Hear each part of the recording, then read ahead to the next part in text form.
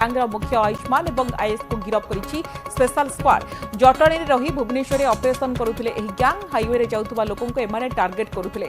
अधिक टार्गेट थिले महिला गिरफ लुटेरांको पाखरु 40 टी सुना चेन 2 लाख टंका 4टी स्पीड बाइक जब्त करिछि पुलिस भुवनेश्वर भद्रक गंजाम पुरी पर्यंत एमाने गोड़ाई लूट करंती गत 4 मास एवं भुवनेश्वर एमाने लुटपाट करुछंती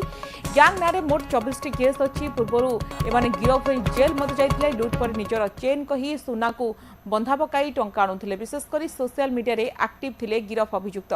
ब्रह्मपुर खोर्धा गंजाम पुरी रे एमानक नारे एकाधिक मामला अछि।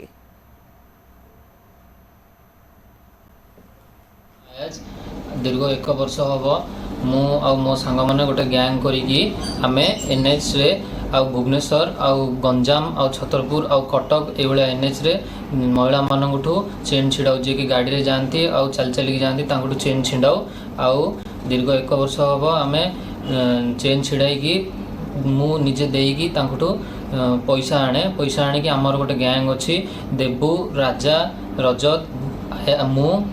आयुष्मान त्रिपाठी आंक भितर पैसा बांटी दिए चिंताई करने आम स्पीड बाइक व्यवहार करूँ जहाँकि डोमिनर केटीएम आउ पल्सर 220 ड्यूक ये सब गाड़ी आम व्यवहार करूँ गोटे 2टा केस होगला आम गाड़ी गोटे गोटे चेंज करदे। मो ना हूँ आयुष्मान त्रिपाठी वर्षे गोटे नुआ गैंगटे करी मैं समस्ते मिसी भुवनेश्वर एवं बहुत सब एनएच मानक स्पीड बाइक सब यूज करूँ स्नैचिंग करने जो मैंने बाइक रे किंबा चल चली जाती महिला माने से सब चेन तांगो स्नैचिंग करूँ मोर आगुरी भी केस अच्छी मो आगुरी भी 2-3 थर फरवर्ड होती स्नैचिंग केस रे।